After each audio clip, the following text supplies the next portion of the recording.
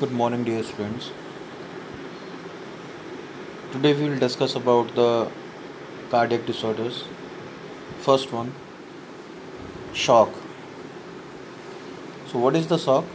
Shock is a failure of cardiovascular system to deliver enough oxygen and nutrients to meet cellular metabolic needs. Shock may develop rapidly or slowly. All the system of the body include in this. In this condition, in this shock condition, the body will struggle for survive. Then the hemostatic mechanism means blood coagulation or blood clotting mechanism will occur. It provide blood circulation. It is a remedy to stop hemorrhagic shock if shock is due to hemorrhage. So what is the shock? It's a condition, एक ऐसी condition जिसमें हमारी body tissues या body cells को जितना amount oxygen nutrients का चाहिए उतना अमाउंट कार्डियोवैस्कुलर सिस्टम के द्वारा सर्कुलेट डिलीवर नहीं किया जाता। मींस बॉडी टिश्यूज़ के अंदर ऑक्सीजन और न्यूट्रिएंट्स की कमी होने लगती है, जिसकी वजह से टिश्यूज़ के अंदर हाइपोक्सिया कॉज होता है। हाइपोक्सिया की वजह से टिश्यूज़ और सेल्स की डेथ होना स्टार्ट हो जाती है। इस कंडीशन को शॉक कहते हैं। See the definition of shock. Shock is defined as a complex life-threatening condition characterized by inadequate blood flow to the tissue and cells of the body. Incidence: hypovolemic affect all ages, affects male and females equally. Cardiogenic shock typically affect patient with R of infraction involving 40% of more left ventricular muscle mass. And septic shock possible in any person with impaired immunity conditions. Next one is the types of shock. Shock is divided in many types on the basis of conditions or on the basis of etiological factors. First one, the hypovolemic shock, inadequate circulatory contractility. Hypovolemic एक ऐसी condition जिसमें volume कम हो जाता है। Means suppose ये normal person के अंदर ब्लड वॉल्यूम 5.5 लीटर या 5.6 लीटर होता है, अगर उसी पर्सन के अंदर ब्लड वॉल्यूम 5 लीटर से कम होने लग जाए, मींस बॉडी में वॉल्यूम का अमाउंट कम हो जाता है, उसकी वजह से होने वाली shock condition is hypovolemic shock. Next one is the cardiogenic shock, decreased myocardial contractility if the myocardial muscles of the heart means middle layer, heart की मिडिल लेयर में जो मसल्स प्रेजेंट हैं उनका फंक्शन होता है हार्ट में contractility करवाना, जिसकी वजह से हार्ट ब्लड को बाहर पंप कर पाता है। अगर उन मसल्स की कॉन्ट्रैक्टिलिटी कम हो जाए या मसल्स का अमाउंट कम हो जाए, मींस अगर हार्ट के वजह से बॉडी में परफ्यूजन कम हो रहा है, टिश्यूज़ के अंदर परफ्यूजन कम हो रहा है, शॉक कंडीशन डेवलप हो रही है, this condition is called cardiogenic shock. Next one is the obstructive shock, inadequate circulatory blood flow caused by physical impairment of obstructive. अगर किसी वेसल्स के अंदर ऑब्स्ट्रक्शन आ रहा है, जैसे कि हम बात करें एरोटा के अंदर ऑब्स्ट्रक्शन आ जाए या पल्मोनरी आर्टरी के अंदर ऑब्स्ट्रक्शन आ जाए या किसी पर्टिकुलर ऑर्गन को जाने वाली सप्लाई में ऑब्स्ट्रक्शन आ जाए, मींस बॉडी में जाने वाली सप्लाई को ऑब्स्ट्रक्ट कर रहा हो, बॉडी में जितना अमाउंट ऑफ ऑक्सीजन और न्यूट्रिएंट्स चाहिए उस अमाउंट को पहुंचाने के लिए ब्लड की ज़रूरत है, ब्लड को प्रॉपर अमाउंट में जाने से वेसल्स के अंदर ऑब्स्ट्रक्शन कॉज हो रहा है, जिसकी वजह से शॉक कंडीशन डेवलप हो रही है। इसका type of shock is called obstructive shock. Distributive shock, decreased vascular resistance, अगर वेसल्स की रेजिस्टेंस को कम कर देता है। सब these are subclasses of distributive shocks या types of distributive shocks are anaphylactic shock, septic shock, neurogenic shock etcetera. See first one, hypovolaemic shock means hypo means कम, वॉल्यूमिक इनकी volume, shock means hypo tissue perfusion, volume के कम होने की वजह से shock condition का डेवलप होना। See in this image many things are explained. See the symptoms aetiological factor of the hypovolaemic shock, haemorrhage, bleeding हो जाना, अगर बॉडी से एक्सेसिव अमाउंट में ब्लड लॉस होता है तो बॉडी में ब्लड का वॉल्यूम ऑटोमेटिकली कम, बॉडी में हाइपोवॉलेमिक कंडीशन डेवलप होगी। डिक्रीज्ड बॉडी फ्लूइड, बॉडी में फ्लूइड का अमाउंट कम हो जाए। जीआई लॉस मींस अगर किसी पर्सन को बहुत ज़्यादा वॉमिटिंग होती है या डायरिया हो जाता है, इसकी वजह से वॉल्यूम कम होता है। डायबिटीज़ इंसिपिडस पेशेंट्स के अंदर, डायूरेसिस वाले पेशेंट्स में, plasma loss through burn, So these are the types of etiological factor due to shock condition या hypovolemic shock condition will occur. Hypovolemic shock. See the definition of hypovolemic shock. It is a most common shock characterized by the decreased intravascular volume. हमारी body में volume को दो classes में बांटा हुआ है, intravascular, extravascular. Intravascular वो volume जो वेसल्स के अंदर रहता है, इंट्रावेस्कुलर वॉल्यूम. एक्स्ट्रावेस्कुलर वॉल्यूम वो वॉल्यूम जो वेसल्स के बाहर रहता है, extravascular volume. For example in extravascular volume interstitial fluid हो गया, इंट्रासेलुलर फ्लूइड हो गया, साइटोप्लाज्म हो गया, न्यूक्लियोप्लाज्म हो गया, कैविटी फ्लूइड हो गया, ये सब एक्स्ट्रा सेलुलर वॉल्यूम है. इंट्रासेलुलर वॉल्यूम जो वेसल्स के अंदर रहता है, फॉर एग्जांपल ब्लड हो गया, लिम्फ हो गया, these are the intravascular volume because ये ब्लड वेसल्स और लिम्फ वेसल्स के अंदर रहते हैं. सो अगर किसी पर्सन के अंदर वेस्कुलर इंट्रावेस्कुलर वॉल्यूम कम होता है तो उस कंडीशन में पर्सन के अंदर हाइपोवॉलेमिक शॉक कंडीशन डेवलप हो जाती हैं. Aetiological factors. External fluid loss. हमारी बॉडी में से एक्सटर्नल फ्लूइड लॉस होता है, मीन जो एक्स्ट्रा सेलुलर वॉल्यूम है वो कम होने लग जाता है, जैसे कि सर्जरी के दौरान, वॉमिटिंग की वजह से, डायरिया की वजह से, एक्सेसिव यूरिनेशन की वजह से. तो जब एक्सटर्नल फ्लूइड लॉस होगा या एक्स्ट्रा वेस्कुलर फ्लूइड लॉस होता है तो उस फ्लूइड को रिप्लेस करने के लिए वेस्कुलर फ्लूइड एक्स्ट्रा जो एक्सटर्नल फ्लूइड है वहाँ शिफ्ट हो जाता है, यानी कि बॉडी की कैविटीज़ में शिफ्ट हो जाएगा, जहाँ से अदर वॉल्यूम्स लॉस हो रहे हैं वहाँ पर वो शिफ्ट हो जाता है और उसकी वजह से वेसल्स के अंदर इंट्रावेस्कुलर फ्लूइड की कमी हो जाती है और शॉक की कंडीशन डेवलप होती है. Internal fluid shifting, haemorrhage, burn, ascites, oedema etcetera. See the pathophysiology. Decreased blood volume. अगर इंट्रावेस्कुलर फ्लूइड कम होता है या ब्लड का अमाउंट कम होता है, इसकी वजह से due to increased venous return. जितना वॉल्यूम कम होगा वेसल्स के अंदर तो हार्ट को आने वाला वीनस रिटर्न भी उतना ही कम होगा. Due to decrease stroke volume, जिसकी वजह से स्ट्रोक वॉल्यूम कम हो जाए. स्ट्रोक वॉल्यूम कहते हैं हार्ट की लेफ्ट वेंट्रिकल से एक बीट में निकलने वाला ब्लड, जिसका नॉर्मल वॉल्यूम होता है 70 ml, मीन्स पर बीट पर जितना ब्लड निकल रहा है उसे स्ट्रोक वॉल्यूम कहा जाता है. अगर 1 मिनट के लिए मेज़र करते हैं that is called cardiac output. अगर स्ट्रोक वॉल्यूम कम है तो ऑब्वियसली हार्ट से आने वाला कार्डियक आउटपुट भी कम होगा. सपोज 1 बीट में ब्लड आता है 70 ml, तो 10 बीट में आएगा 7 to 10 = 700 ml. अगर 1 बीट में 70 से कम होकर के सपोज 50 हो गया तो 10 बीट में कितना आएगा 500 ml, तो 200 की कमी हुई. इस तरह से अगर स्ट्रोक वॉल्यूम कम होगा तो due to decreased cardiac output. Also due to the decreased cardiac output blood pressure also decreased, means BP भी कम होगा, क्योंकि हार्ट जितना कम ब्लड वेसल्स के अंदर सर्कुलेट करेगा, एजैकुलेट करेगा, वह उतना ही प्रेशर आर्टरीज की वॉल पर डालेगा. मीन्स अगर ब्लड ज़्यादा कार्डियक आउटपुट निकाल रहा है तो प्रेशर ज़्यादा होगा, अगर कार्डियक आउटपुट कम जा रहा है तो प्रेशर भी कम होगा. कार्डियक आउटपुट कम होने से ब्लड प्रेशर कम होता है, जिसकी वजह से due to decreased tissue perfusion, जब ब्लड प्रेशर कम होगा तो बॉडी की सेल्स के पास में कम अमाउंट में ब्लड पहुंचने की वजह से वहाँ पर परफ्यूज़न भी कम होगा. This is the pathophysiology of hypovolemic shock. See the clinical manifestations. Rapid pulse, tachycardia, cool and calm skin and cyanosis. पहला रैपिड पल्स बहुत फास्ट हो जाएगी, क्योंकि जैसे ही हाइपोपरफ्यूजन होगा सेल्स की डिमांड बढ़ जाएगी एक्स्ट्रा अमाउंट ऑफ न्यूट्रिएंट्स और वाटर के लिए. जब डिमांड बढ़ेगी तो न्यूरोमेसिस आएगा कि ब्रेन को पता चलेगा बॉडी सेल्स को ज़्यादा अमाउंट में ऑक्सीजन और न्यूट्रिएंट्स चाहिए. जब ब्रेन को पता चलता है तो ब्रेन सिंपैथेटिक सप्लाई को बढ़ा देता है, वेगस नर्व के थ्रू हार्ट के ऐसे नोड को जाने वाली सप्लाई को इंक्रीज कर देगा, जिसकी वजह से ऐसे नोड हाईली एक्सेसिव स्टिमुलेट होगी, जिसकी वजह से वहाँ पर एक्स्ट्रा क्या कहते हैं वेव्स निकलेंगी, जिससे हार्ट की बीट बढ़ जाती है. मीन्स हार्ट के जो कॉन्ट्रैक्टिलिटी है वो बढ़ जाती है, स्पीड बढ़ जाती है, डेंसिटी नहीं बढ़ती है, केवल स्पीड बढ़ जाती है, जिसकी वजह से मीन्स पेशेंट को टैकीकार्डिया होता है, rapid pulse rate.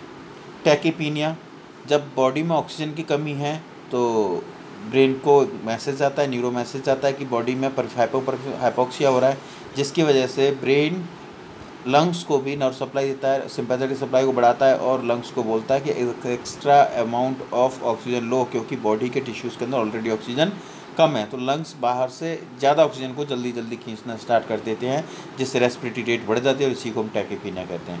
Cool and calm skin, जब बॉडी में ब्लड प्रेशर ऑलरेडी कम जा रहा है तो बॉडी में टेम्परेचर सप्लाई भी कम होगी, क्योंकि बॉडी में मसल्स के अंदर जितनी एनर्जी प्रोडक्शन होती है उतना ही हीट का प्रोडक्शन होता है। जैसे कि आपने पढ़ा होगा सेल्स में जब भी मेटाबॉलाइजेशन होता है तो 3 चीज़ें बनती हैं, पहला होता है प्रोडक्ट, दूसरा होता है बाई प्रोडक्ट और तीसरा होता है वेस्ट।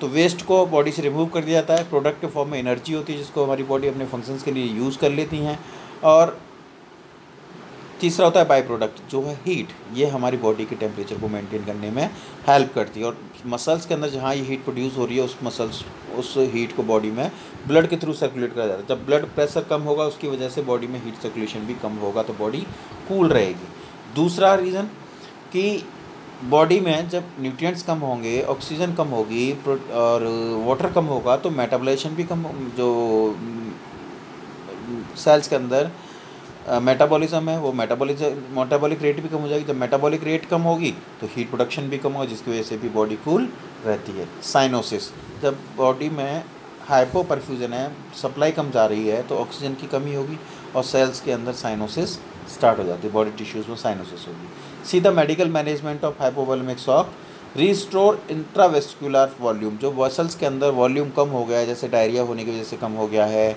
या वोमिटिंग की वजह से कम हुआ है, या किसी सर्जरी की वजह से कम हुआ है, या फिर हेमरेज की वजह से कम हुआ है, तो उस वॉल्यूम को रीस्टोर करो by the IV fluid. Redistribute fluid volume, अगर वॉल्यूम ज़्यादा कम है तो ब्लड वॉल्यूम भी हमें पेशेंट को इन्फ्यूज़ करना होता है। Redistribute fluid volume, body volume को वापस से रीडिस्ट्रीब्यूट करो जैसा था बॉडी में। एंड करेक्ट अंडरलाइन कॉजेज, और जिस रीज़न की वजह से बॉडी में ब्लड वॉल्यूम कम हो रहा है, वेस्कुलर वॉल्यूम कम हो रहा है, उस रीज़न को जल्दी से जल्दी रिसॉल्व करो। Next, safe administration of the prescribed fluid, जो भी फ्लूइड प्रिस्क्राइब किया हुआ है, जैसे कि रिंगर लैक्टेट हो सकता है, नॉर्मल सलाइन हो सकता है, डेक्सट्रोज 5% हो सकता है, 10% हो सकता है, एसोलेट भी हो सकता है, जो भी प्रिस्क्राइब किया हुआ है पेशेंट को जल्दी से जल्दी एडमिनिस्टर करो। राइट डॉक्यूमेंटेशन, जो पेशेंट को प्रिस्क्राइब कर रहे हो, जो भी पेशेंट के साथ में आपने इम्प्लीमेंट किया है, मैनिफेस्टेशन जो भी किया उनको रिकॉर्ड करो, उनको डाटा एंट्री करो। एडमिनिस्ट्रिंग ब्लड ट्रांसफ्यूजन, अगर नीडेड हो तो ब्लड ट्रांसफ्यूजन भी करना है। Monitor the hemodynamic pressure, vital sign, arterial blood gas, patient के ब्लड प्रेशर को बार बार में रिकॉर्ड करते रहो जब तक कंडीशन इंप्रूव नहीं हो जाती। वाइटल साइन रिकॉर्ड करो और ABG, arterial blood gas analysis भी करवाओ कि बॉडी में ब्लड के अंदर ऑक्सीजन लेवल कितना है, सैचुरेशन कितना है, अदर गैसेस का अमाउंट कितना है। Monitor cardiac and respiratory status closely, patient का कार्डियक रेस्पिरेटरी स्टेटस को लगातार चेक करते हैं ताकि पेशेंट को कोई भी शॉक कंडीशन एक्सेसिवली डेवलप ना हो जाए या रेस्पिरेटरी अरेस्ट ना हो जाए। Administer oxygen continuously. See next one, cardiogenic shock, it occurred due to the impaired heart ability to contract and ejection of blood, ये हार्ट की वजह से होता है। if the heart is not able to pump properly, contract properly, that time the heart will not ejaculate a proper amount of blood, means cardiac output also decreased, stroke volume decreased, due to the cardiac volume also decreased, blood pressure again also decreased।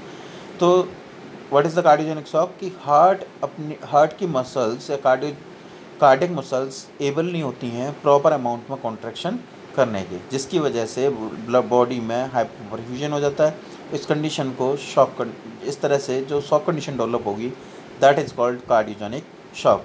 C the etiology, coronary cause, अगर myocardial tissues को coronary artery से जाने वाली supply कम हो रही है, suppose किसी patient को मायोकार्डियल इन्फेक्शन हो गया, एमआई हो गया, जिसमें क्या होता है कोरोनरी आर्टरी में ब्लॉकेज आ जाता है, जिसकी वजह से हार्ट के एक पर्टिकुलर अमाउंट ऑफ टिश्यूज़ को ब्लड सप्लाई नहीं जा पाती है, जिसकी वजह से वो एरिया, वो मसल्स का पार्ट काम करना कम कर देता है, जिसकी वजह से हार्ट में कॉन्ट्रैक्शन कम होते हैं और कार्डियक आउटपुट कम हो जाता है। दूसरा नॉन कोरोनरी कॉजेज़, जैसे कि cardiomyopathy, valvular damage, cardiac tamponade, cardiomyopathy जहाँ पर मसल्स डिग्रेड होने लग जाए, हार्ट में मसल्स का अमाउंट कम हो। वाल्वुलर डैमेज, अगर कोई वाल्व प्रॉपरली कम नहीं कर, प्रोलैप्स या स्टेनोसिस या रिगर्जिटेशन वाल्व्स के अंदर हो रहा हो। या कार्डियक टैम्पोनेट, कार्डियक मसल्स या हार्ट स्ट्रक्चर स्टक हो जाती है उस कंडीशन में। Next one is the symptom see. The symptoms of cardiogenic shock are, first one severe shortness of breath and rapid breathing. जो रेस्पिरेटरी रेट है वो बहुत फास्ट हो जाती है और शॉर्ट होती है, मीन्स छोटी पेशेंट बहुत छोटी छोटी सांसें लेगा लेकिन तेज़ी से लेगा, टैकीपीनिया होगा। टैकीकार्डिया, पेशेंट्स की हार्ट रेट बढ़ जाती है because of increased demand of oxygen और nutrients. Mental alteration, patient irritate हो जाता है, मीन्स चिड़चिड़ा हो जाएगा, मेंटल अल्टरेशंस आएंगे। लॉस ऑफ कॉन्शियसनेस, धीरे धीरे पेशेंट की कॉन्शियसनेस जाने लग जाती है, पेशेंट धीरे धीरे अनकॉन्शियस स्टेज में जाने लग जाता है। वीक फेंट पल्स, पेशेंट की जो पल्स है वो बहुत वीक होगी, कमज़ोर होगी और फेंट होगी, मीन्स आपको ऐसे लगेगा जैसे कि वेन्स जो है वो वाइब्रेट कर रही हैं। Pathophysiology of cardiogenic shock, decrease cardiac contractility, heart की कार्डियक कॉन्ट्रैक्टिलिटी कम होगी, जो कि कार्डियोजेनिक शॉक की इटियोलॉजी है, जिसकी वजह से कार्डियोजेनिक शॉक डेवलप हो रहा है। देखिए किस तरह से होता है इससे, जैसे ही कार्डियक कॉन्ट्रैक्टिलिटी कम होती है हार्ट की मसल्स कॉन्ट्रैक्ट करना कम शुरू कर देती हैं, जिसकी वजह से decreased stroke volume, stroke volume भी कम हो जाता है, मीन्स हर बीट में लेफ्ट वेंट्रिकल से इजैक्यूलेट किए जाने वाले ब्लड का अमाउंट भी कम हो जाता है due to decreased cardiac output, जिसकी वजह से कार्डियक आउटपुट भी कम होगा। और दूसरा पल्मोनरी कंजेशन, अगर स्ट्रोक वॉल्यूम कम होगा तो पल्मोनरी कंजेशन भी होगा, मींस ब्लड जो अमाउंट ऑफ ब्लड है वो लंग्स के अंदर बढ़ता चला जाएगा क्योंकि हार्ट उसको बाहर आगे नहीं निकाल रहा, मींस वेंट्रिकल से ब्लड आगे एरोटा में नहीं जा पा रहे, इससे कि प्रीलोड बढ़ जाता है और लंग्स के अंदर ब्लड बढ़ जाता है। तीसरा decreased coronary artery perfusion, coronary artery के अंदर परफ्यूज़न रेट कम हो जाती है, स्ट्रोक वॉल्यूम के कम होने से आर्टरीज़ के अंदर परफ्यूज़न रेट कम हो जाती है। अब कार्डियक आउटपुट कम होगा तो क्या होगा, डिक्रीज सिस्टेमिक टिश्यू परफ्यूज़न, इन सारी कंडीशंस की वजह से सिस्टेमिक टिश्यू परफ्यूज़न होना स्टार्ट हो जाता है। Clinical manifestations of cardiogenic shock, पहला है फर्स्ट वन एंजाइना पेन, यानी कि पेशेंट के चेस्ट में पेन होगा, हार्ट मसल्स के अंदर पेन होता है। Decrease systolic blood pressure, heart में कॉन्ट्रैक्टिलिटी कम होगी, कॉन्ट्रैक्टिलिटी जैसे कॉन्ट्रैक्शन कम आएंगे तो सिस्टोलिक ब्लड प्रेशर कम हो जाता है। सिस्टोलिक ब्लड प्रेशर वह प्रेशर होता है जब हार्ट कॉन्ट्रैक्ट करता है। दूसरा होता है डायस्टोलिक प्रेशर, जब हार्ट डायलेट करता है, means at the time of systole the blood pressure which occur at the same time the blood pressure which occur in the arteries is called systolic blood pressure. And what is the diastolic pressure? Diastolic pressure is the blood pressure which occur in the wall, on the wall of artery when the heart muscles are diastole या dilate, जब heart muscles dilate होंगे उस समय arteries की wall पर जो blood का pressure है वो प्रेशर कहता है डायस्टोलिक प्रेशर। तो पेशेंट के अंदर systolic blood pressure, systolic not diastolic, systolic blood pressure ज़्यादा कम हो जाता है, डायस्टोलिक कम होगा लेकिन सिस्टोलिक ज़्यादा कम होगा। मेंटल कन्फ्यूजन, पेशेंट कन्फ्यूज रहेगा, फटीग थकान होगी, पल्मोनरी कंजेशन, पेशेंट के लंग्स में पानी भरना स्टार्ट हो जाता है due to the accumulation of blood in the pulmonary artery और कैपिलरीज। डिक्रीज यूरिन आउटपुट, जब पेशेंट के अंदर यूरिन फिल्ट्रेशन कम हो जाएगा due to the decreased blood supply in the body, और यूरिन आउटपुट भी कम होगा, means oliguria. Hemodynamic instability, medical management, correction of underline causes, जो भी सिम्टोमेटिक ट्रीटमेंट पेशेंट को देना है, जो भी कॉजेज उनको ठीक करने के लिए पेशेंट, जैसे कि यूरिन आउटपुट कम हो रहा है तो डाययूरेटिक ड्रग्स देंगे पेशेंट को ताकि बॉडी से पानी बाहर निकले through the urine formation start हो। इस तरह से जो भी कंडीशन है, अंजना फैक्टोरी से पेन है तो पेशेंट को एनाल जैसे क्या पेन रिलीवर ड्रग्स मेडिकेशंस देंगे। ऑक्सीजनेशन, पेशेंट को ऑक्सीजन एडमिनिस्टर करेंगे, पेन कंट्रोल करेंगे पेशेंट का by the medication, hemodynamic monitoring करेंगे। Pharmacological therapy, dobutamine, nitroglycerin, dopamine, other vasoactive medications, antiarrhythmic medications. Nursing management, monitoring hemodynamic status, patient का जो haemodynamic status है उसे continuous monitor करते रहेंगे, मीन्स उसके बॉडी में ब्लड का सर्कुलेशन कहाँ कितना हो रहा है, प्रेशर कितना है, एबीजी कितना है, चेक करते रहेंगे। Administering medications and intravenous therapy, patient को मेडिकेशंस एडमिनिस्टर करते रहेंगे और इंट्रावीनस थेरेपी भी देंगे। मीन्स अगर ज़रूरत होने पर पेशेंट सीरियस कंडीशन में तो उसे दी जाने वाले मेडिकेशंस को जल्दी से आईवी थेरेपी के थ्रू देंगे, इंट्रावेनस थेरेपी से देंगे।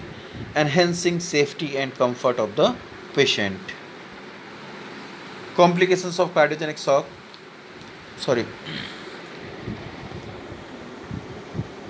neurological impairment, acute respiratory distress syndrome and renal failure. Circulatory shock. See, what is the circulatory shock? Shock is a life-threatening medical condition of low blood perfusion to tissue resulting in cellular injury and inadequate tissue perfusion.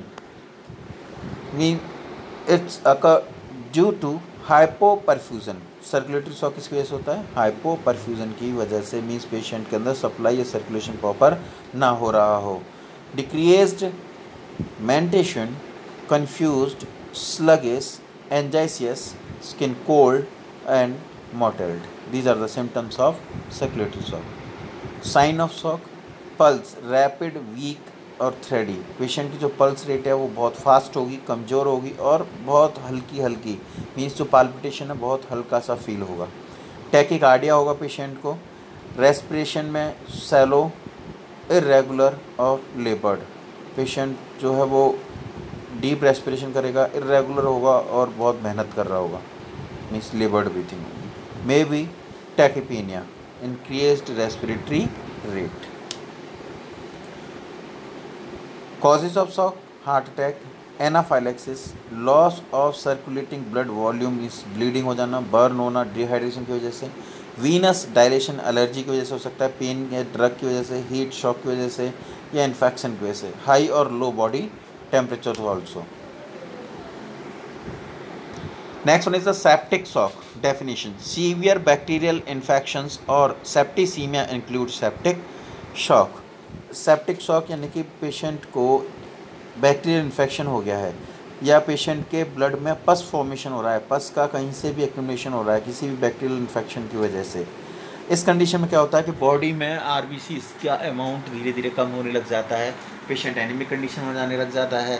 Blood body में blood के अंदर RBC cells, red blood cells की जगह पर उन्हें affect कर देती हैं पस सेल्स, और पस सेल्स का अमाउंट बढ़ जाता है, आरबीसी सेल्स का अमाउंट कम हो जाता है। एंड सर्कुलेशन आपने बहुत अच्छे से पढ़ा हुआ है कि हमारी बॉडी में ब्लड में आरबीसी का अमाउंट एक नॉर्मल फिक्स्ड अमाउंट होता है। वो अमाउंट जो नॉर्मल अमाउंट है वो सफिशिएंट होता है प्रॉपर अमाउंट ऑफ ऑक्सीजन को लंग्स से लेकर के बॉडी टिश्यूज़ तक डिलीवर करने में। अगर किसी पेशेंट को सेप्टिसीमिया है तो उस कंडीशन में आरबीसी का अमाउंट कम होगा।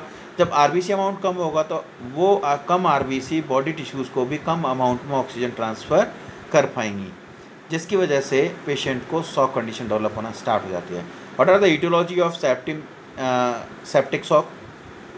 किसी बैक्टीरियल इन्फेक्शन की वजह से, gram negative bacteria causing infection most of, जैसे कि फॉर एग्जांपल स्टेफाइलोकोकल इन्फेक्शन या staphylococcal bacteria, UTI, urinary tract infection, indwelling lines and catheter inserted into bladder. Some indwelling lines जैसे कि retractor anal catheter जब urinary tract में insert किए जाते हैं for some medical procedure work, तो अगर हाइजीनिक कंडीशन को मेंटेन ना किया जाएगा, हाइजीनिक कंडीशन सेफ्टी मेजर्स को ध्यान में ना रखा जाए, तो पेशेंट के यूरिनरी कैनाल के अंदर इन्फेक्शन हो सकता है। वो इन्फेक्शन स्प्रेड होकर के वैसे बॉडी के अंदर ब्लड में भी जा सकता है। ब्लड में जैसे जाएगा तो वहाँ पर सेप्टिक कॉज भी जनरेट कर सकता है।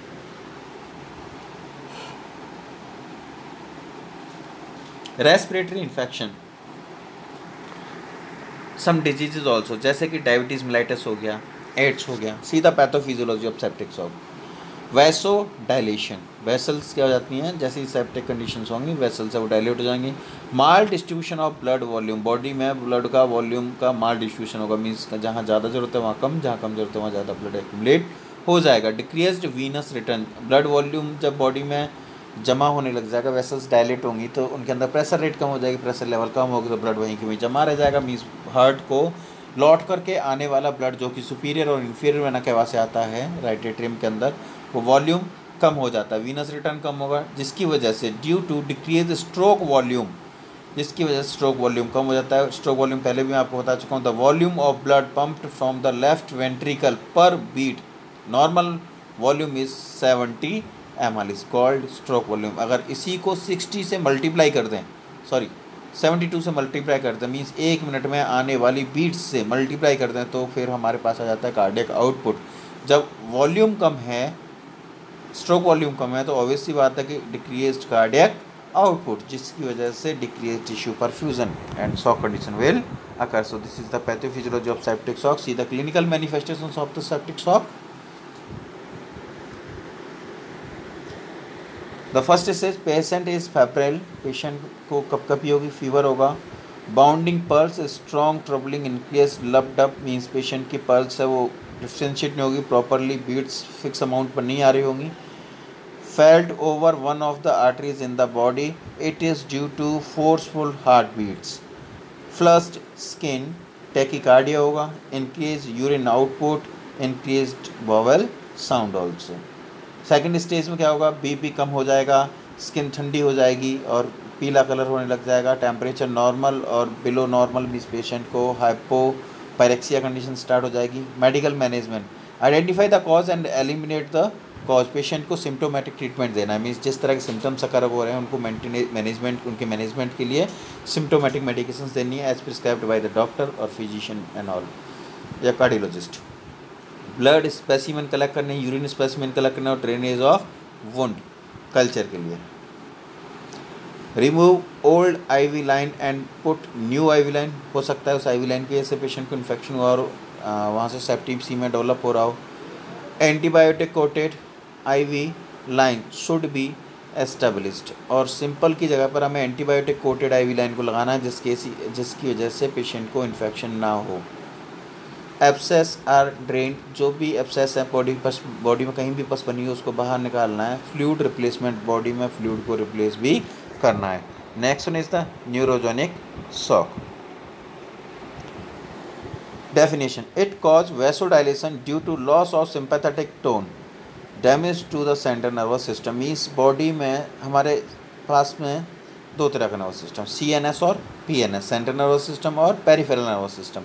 सेंट्रल नर्वस सिस्टम के डैमेज होने की वजह से बॉडी में आने वाली सिंपैथेटिक टोन है, सिंपैथेटिक सप्लाई है, वो कम हो जाती है, जिसकी वजह से कॉन्ट्रैक्टिलिटी रेट कम होती है। जब कॉन्ट्रैक्टिलिटी मसल्स के अंदर कॉन्ट्रैक्टिलिटी कम हो जाती है, स्ट्रेचेबिलिटी कम हो जाती है, जिसकी वजह से मायोकार्डियम में भी ये होगा, पूरी बॉडी में हो रहा है तो ऑब्वियसली मायोकार्डियम होगा। तो मायोकार्डियम में होने की वजह से वो मसल्स कॉन्ट्रैक्ट प्रॉपरली नहीं कर पाती, कार्डियक आउटपुट कम होता है, यानी कि स्ट्रोक वॉल्यूम कम होता है, आउटपुट कम होता है, ब्लड प्रेशर कम होता है, जिसकी वजह से बॉडी में हाइपोपरफ्यूजन होना स्टार्ट कर देता है, जिससे कि पेशेंट को शॉक कंडीशन डेवलप हो जाती है। Etiological factor, spinal cord injury की वजह से भी हो सकता है, नर्वस टिश्यू डैमेज की वजह से भी हो सकता है, depressant action of nervous system की वजह से होता है, लैक ऑफ ग्लूकोज, या तो स्पाइनल कॉर्ड में इंजरी हो जाए या नर्वस टिश्यूज़ के अंदर कहीं कोई डैमेज आ जाए, इंजरी हो जाए।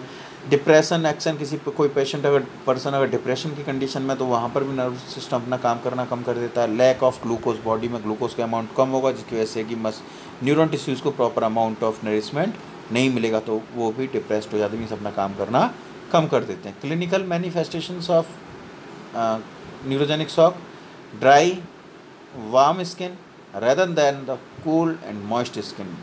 नॉर्मली हमारी स्किन है वो कूल रहती है, उसका टेम्परेचर 98.6 तक फिर नॉर्मल रहता है, मॉइस्ट होती है हल्की सी, लेकिन अगर किसी को कार्डियोजेनिक शॉक होता है, डेवलप हो रहा है, तो उसकी स्किन ड्राई होगी कम्प्लीटली और वार्म हो जाएगी, गर्म होना स्टार्ट हो जाती है। Bradycardia rather than the tachycardia, patient को इस कंडीशन में ब्रेडिकार्डिया ज़्यादा होता है, टैकीकार्डिया कम। ब्रेडिकार्डिया क्यों होगा? क्योंकि पेशेंट को डिप्रेशन की कंडीशन आ रही है, जैसे ही नर्व सप्लाई कम होती है डिप्रेशन आता है, टिश्यूज़ पर भी ऑर्गन्स पर भी। जब ऑर्गन्स पर डिप्रेशन होगा तो वो फंक्शन करना कम कर देते हैं। Next one is anaphylactic shock, it occur in severe allergic reaction. What is the anaphylactic shock? अगर एलर्जिक रिएक्शन की वजह से शॉक कंडीशन डेवलप होती है तो that is called an allergic shock या एनाफाइलेटिक शॉक।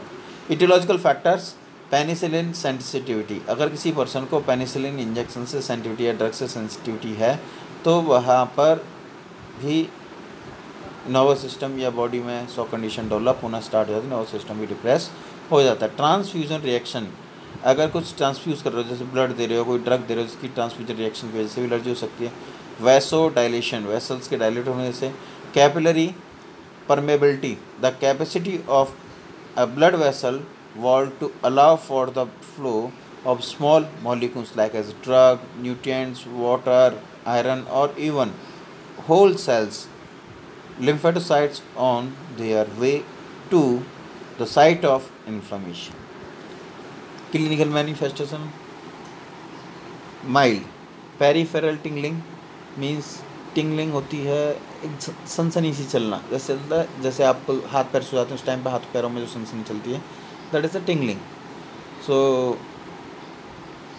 टिंगलिंग का होना, सेंसेशन ऑफ वार्म, गर्म महसूस होना, fullness of mouth and throat, ऐसा लगता है गला भर गया है, भरा हुआ है, रुका हुआ है, मुंह भरा हुआ है. नेज़ल कंजेशन, नाक भी बंद हो जाती है. एलर्जिक, ये सब एलर्जी के सिम्टम्स हैं. तो एलर्जी कंडीशन की वजह से शॉक हो रहा है तो ये सिम्टम बॉडी में अदर सिस्टम में भी शो होंगे. मॉडरेट सिम्टम क्या होंगे? Flushing, red in mouth, flushes बन जाते हैं, स्किन गर्म हो जाती है, एंजाइटी बहुत होने लग जाती है और ईचिंग होती है.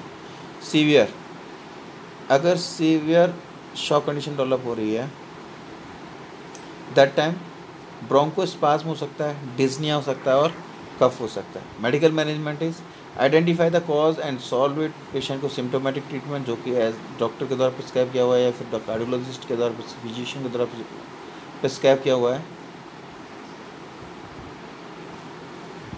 Medications like as epinephrine,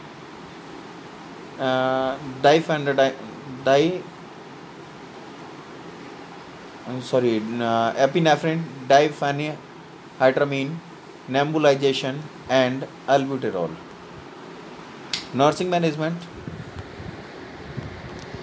assess the patient for the various allergy to medicine, fruits, etc. Patient की कंडीशन असेस करो और फाइंड आउट करो कि पेशेंट को किस वजह से एलर्जी हो रही है, और नीड हो तो एलर्जिक टेस्ट भी करवाओ. When we administer any new medicine we have to observe the side effect on of it. अगर कोई नई मेडिसिन दे रहे हैं तो पहले उसके साइड इफ़ेक्ट्स को पढ़ लीजिए, पता कीजिए उसके साइड इफ़ेक्ट क्या क्या है, और उस पेशेंट के पास जब भी मेडिसिन देने जा रहे हैं तो पेशेंट के पास उसका नई मेडिसिन देने पर उसका एलर्जिक टेस्ट भी कीजिए, AST.